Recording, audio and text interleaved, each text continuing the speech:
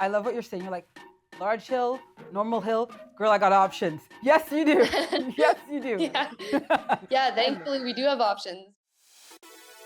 Hey, you. Welcome to the show. Welcome to Milano-Cortina 2026. I'm Perdita Felicien. Can I ask you a question? If you had to pick one Winter Olympic sport that is like really, really cool, right? But it's slightly, okay, not slightly, but like really intimidating to you, what would that be? For me, well, there's a lot of things on that list, but one of them definitely on that list is ski jumping, right? Like, I know, like, how do they do it? And one of the stars of that team, because I don't know if you heard this, but Team Canada just unveiled the roster. But by the way, one of the stars of that team is on the show right now. Yes, Abi, welcome to the show. Okay, I gotta ask you this. Congratulations, and how does it feel to nail your Olympic spot on the team? Yeah, pretty amazing. Olympics only come around every 4 years, so it seems like the last one's just happened, and now we're already, I don't know, don't like to say it, but 3 weeks from the opening in Italy. So pretty crazy feelings. Oh, I know, it is moving fast. You've been on the World Cup scene for a decade now, but this season is like none other for you. You won your first World Cup. What is in the secret sauce right now? What is clicking so well? Yeah, I think I had a really strong summer. I went and took a podium at every competition I was at, and all summer the coaches and I were like, okay, like this is great, this is fun, but we want to be doing this in the winter. So then it was kind of, they kept saying they're going to put me in the fridge and try to hold me until specifically February 7th when we compete in our Olympic event. But the winter started off with a podium as well, and I've gotten a few more since then, my first victory. And yeah, it's been truly magical, perfect timing, and I'm hoping the stars all align on the right day. Yeah, your first World Cup gold medal, like your first World Cup win, that happened in Germany. Let's go back to that day and that moment. You see the results, you realize this is happening. What is going on inside of you? I think to have a performance like that, I don't know, I was totally in my bubble. Like I think I went 6 meters over the green line to take the win. It should have been clear, and I was sitting there like, oh, did I even do it? Yeah, so a lot of just processing. It took me days, even weeks, to kind of realize what had happened and what's possible from here on. And yeah, I've been dreaming of that moment my entire life, like since I was a ski jumper. The Olympics, of course, but that first World Cup win, I was like, for a long time, it was just a dream. It was far away, and then I got second twice already in the season, and I was like, hey, this is pretty close. Like, this could happen, and it did, and it went by so quick, and I was just trying to look around and take it all in. Yeah, you gotta save it. No, your coaches are smart. I remember my coach would do that. Yeah. Pull you out of meets just to, you can like, you don't wanna peak in Japan. You don't wanna peak now. You wanna wait for that, and so hold you back a little bit, and then you're ready to go. I wanna switch gears a little bit, if I may. There has been some controversy in ski jumping. And I'm like, is this figure skating? Like, what is this controversy? But it has to do with the suits. There were some athletes, I think specifically at the World Championships last year in Norway, and then some summer competitions, I think Team France, where they would manipulate their suits so they're a bit bigger and you get more, I guess, more air and you can go further. What has that impact been on you and the rest of the athletes who do not do things like that? I think it's a part of the sport. It's been around for a long time. I don't think the Canadian media notices it as much because ski jumping is still kind of just creeping in there, just new. In terms of myself as an athlete, we just had to adapt to the rule changes that they made and do our best with what we could. And yeah, it's unfortunate to see competitors doing things, but it's sports and everybody tries to do what they can to get that edge. And yeah, I think the competitions are more fair now. They're a lot more strict with the rules. But the Olympic Games, you never know what's going to happen, who's going to try what. And yeah, I'm just trusting my jumping capabilities, my training. And I know that at the end of the day, good jumps are what win. So the equipment's just a bonus. I gotta say, I love your mindset. You're like, yeah, let them cheat. I'm not thinking about them. Like, I'm focused Yeah, on me. I think a lot of people like focus on it a lot. And for me, you can't worry about what your competitors are doing. You've got to focus on what you're doing. And I know what I'm doing with my coaching staff is the jumping. The jumping needs to be good. And yeah, that'll fly. Yeah, that's right. You can't control what other competitors do. You can't, but all you can control is yourself. I do know that there's been talk about like upping the compliance and also even having chips that follow the suits in a way to kind of combat that. But we'll let the federations deal with that. You stick to your training.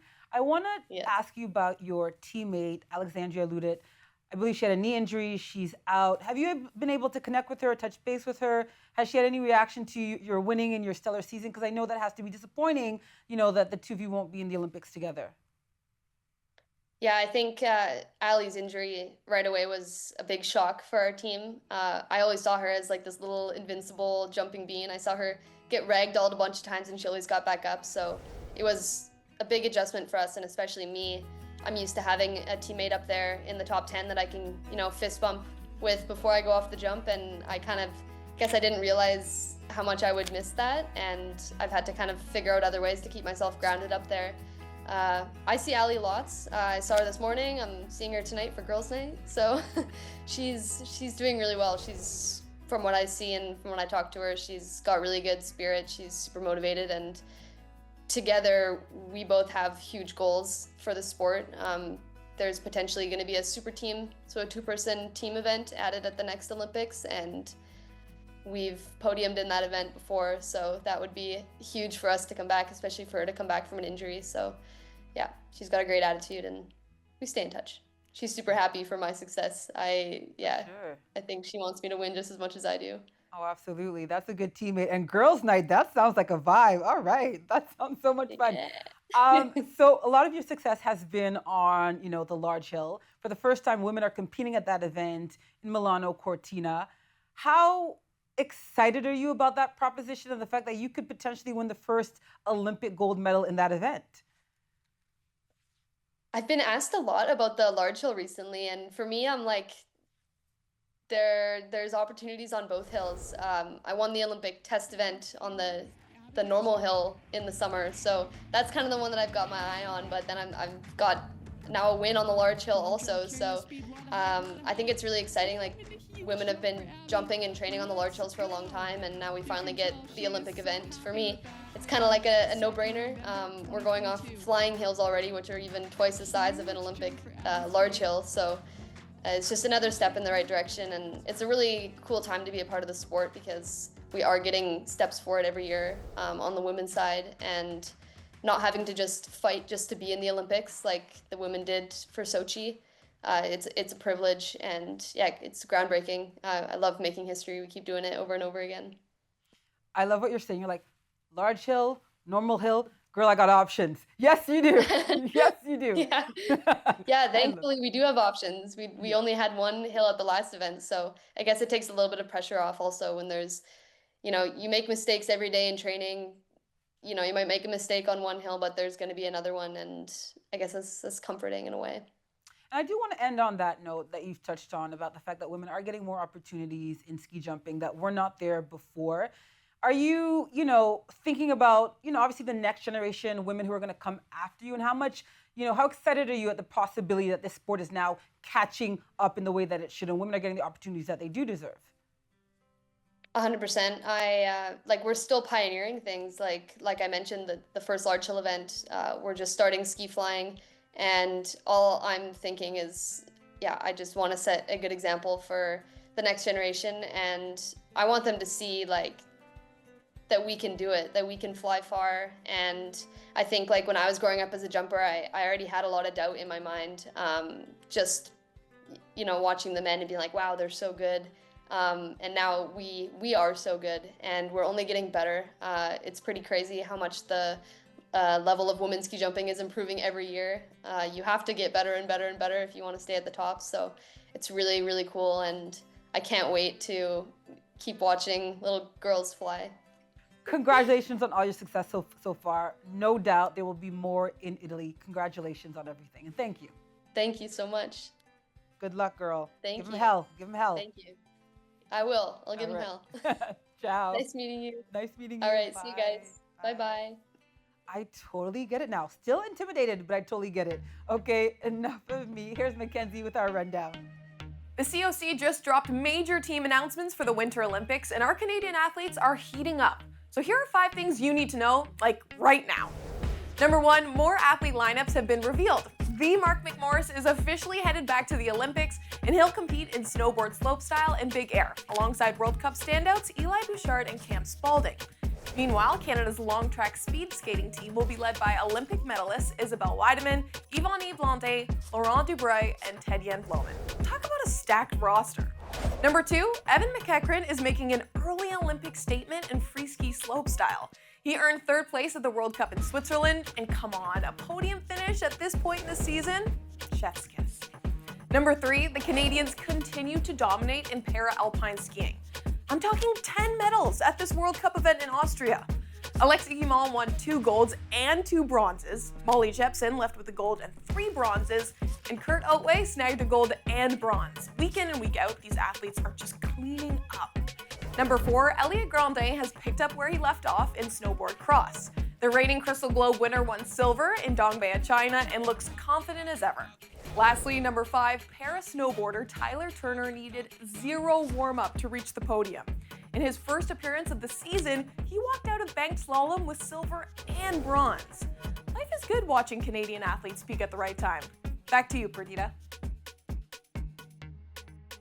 Thank you, Mackenzie. It is now time for our sauce of the week, and I'm so excited about this one. It goes to our very own Serena Aboud. She's our digital TikTok host, and let me say, she is a class act. Here's her work. Check it out. This year's Olympic mascots, Tina and Milo, are very cute. But what are they? It kind of looks like a mouse or a fox. No, they're stoats. The movie Ice Age, is it right? I don't know about that. Stoats are small mammals that kind of look like a ferret or a weasel. Oh, and when they have their white winter coats, they're called ermines. Now, Tina and Milo are named after their host cities. Tina from Cortina d'Ampezzo and Milo from Milano. Tina here, ermine, is the mascot for the Milano-Cortina 2026 Winter Olympic Games. She was born in the mountains of Italy, grew up enjoying the outdoors with her little bro Milo, but has since moved to the city. Hey, a girl has dreams. Milo, stoat, is the Paralympic mascot. Milo was born without a paw, and thanks to his creativity and strong will, he has adapted and now uses his tail to help him get around. Brother and sister embody the Italian spirit they were inspired by. Federico Barra's design was picked among 1,600 other student applications. Wow. Shouldn't we get this kid a medal or something? He noted that Tina and Milo are a symbol of purity, that they are a dynamic duo, and that their colors represent duality and diversity. Oh, and they won't be alone at the games. These 6 little flower friends, known as the Flow, will be there to help out too. The Flow, which was the runner-up design in the school contest, are snowdrop flowers that blossom from the snow during the winter. They represent hope and resilience. And together, they reach flow state.